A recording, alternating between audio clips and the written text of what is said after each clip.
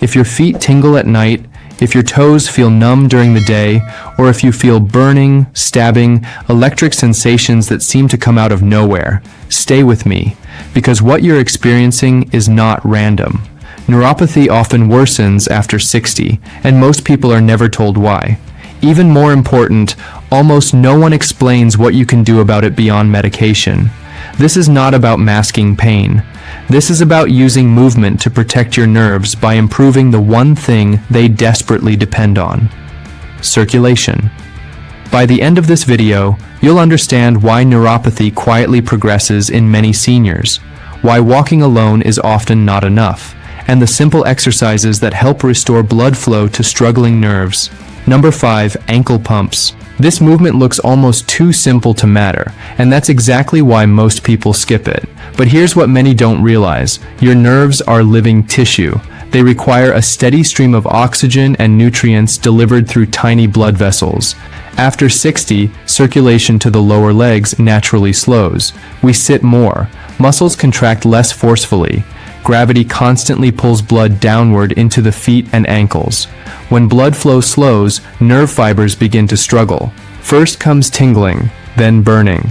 Over time, numbness. Ankle pumps directly counter this process. When you pull your toes toward your shins and then point them away, your calf muscles rhythmically contract and relax. That squeezing action pushes pooled blood upward toward the heart, improving oxygen delivery to irritated nerve tissue. Sit comfortably or lie down with your legs extended. Slowly flex your feet upward, then point them away in a smooth, controlled motion. Perform 15 to 20 repetitions per foot, several times a day, especially after sitting. The power of this exercise is not intensity, it's repetition. Small movements done frequently can dramatically improve circulation over time.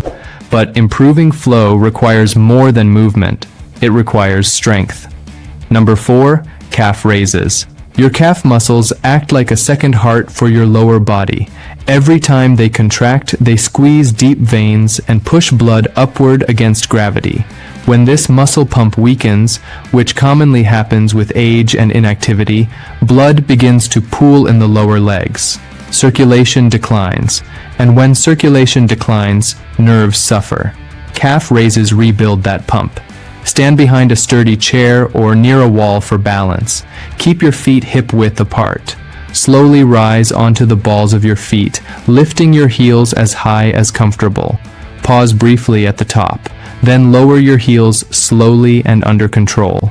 That slow lowering phase increases muscle engagement and improves blood movement more effectively than rushing. Start with 10 repetitions and rest. Gradually build up to 2 or 3 sets as tolerated. Here's something important. Walking alone often does not fully activate and strengthen the calf pump, especially if your stride is short or cautious due to discomfort. Targeted strengthening creates a stronger squeeze. A stronger squeeze improves blood return. Better blood return supports healthier nerve function. Neuropathy progression after 60 isn't just about aging. It's about reduced circulation, weaker muscle contractions, and subtle daily habits that compound over time. The encouraging news is this: circulation responds to movement at any age. Your nerves are still alive. They are still responsive, but they need support now, not later, and we're just getting started. Number 3. Ankle rotations. Ankle rotations may look almost too gentle to matter, but after 60, they play a powerful supporting role in nerve circulation. The ankle is one of the most important junctions in the lower leg. Several major blood vessels pass through this narrow area, and when the joint becomes stiff or inactive, circulation slows dramatically.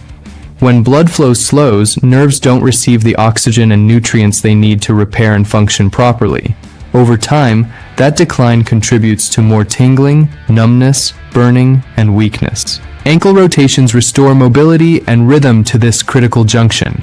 As you move the joint through slow, controlled circles, the surrounding muscles contract and relax in a natural sequence. This creates a subtle pumping effect that keeps blood moving instead of pooling in the feet and ankles.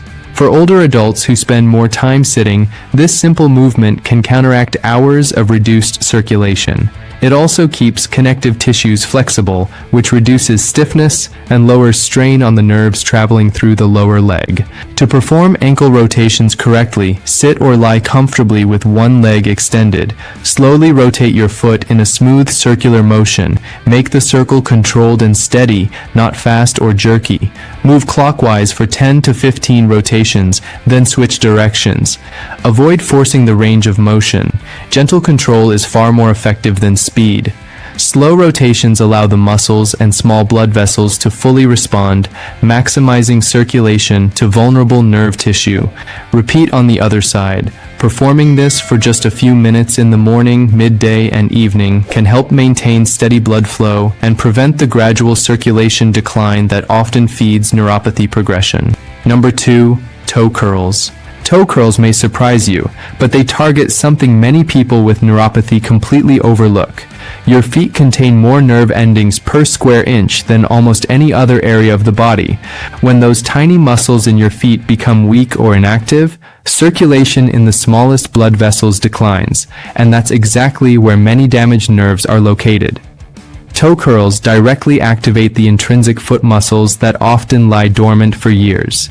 When you engage these small muscles, you create a powerful local pumping action. The contraction compresses tiny blood vessels, pushing stagnant blood out and drawing fresh, oxygen-rich blood back in.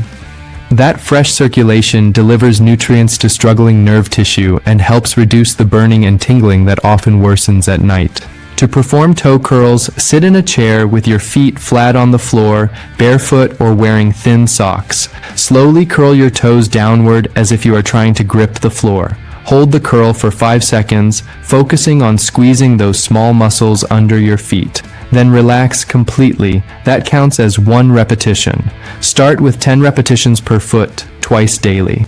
As strength improves, you can gradually increase the repetitions. Beyond circulation, toe curls retrain the proprioceptors in your feet. These are the specialized nerve endings that tell your brain where your body is in space. When they function better, balance improves. Better balance means fewer falls, greater confidence when walking, and more independence in daily life. Many older adults notice that after consistent practice, they can feel textures under their feet more clearly and experience less nighttime discomfort. Ankle rotations and toe curls are powerful tools. Together, they address circulation, nerve activation, and balance from the ground up. But they are not the number one movement. That distinction belongs to an exercise so effective that many specialists consider it non-negotiable for anyone dealing with neuropathy after 60. Number 1. Toe spread and squeeze. This is the movement many experts consider the single most important exercise for neuropathy after 60. It's called the toe spread and squeeze, and once you understand what it does inside your feet, you'll see why it earns the top position. This exercise activates up to 20 intrinsic foot muscles at the same time. These are the small, stabilizing muscles located between the bones of your feet. Muscles that almost never get fully engaged during walking or standard leg exercises. When you perform the spread and squeeze pattern, these muscles contract in a coordinated sequence that creates the strongest possible pumping action directly in the area where nerve damage often occurs. That pumping action pushes stagnant blood out of tiny vessels and draws in fresh, oxygen-rich blood. Increased circulation means more nutrients delivered to irritated nerves and better removal of inflammatory waste products. What makes this movement remarkable is not just the intensity of activation, but how long the circulation boost can last after you finish. Consistent practice has been linked to measurable improvements in nerve signaling, balance, and nighttime comfort. Here's how to perform it correctly. Sit comfortably in a chair with your feet flat on the floor, barefoot or wearing thin socks. Start with one foot. Keeping your heel planted, spread your toes apart as wide as you can. Focus on creating space between each toe.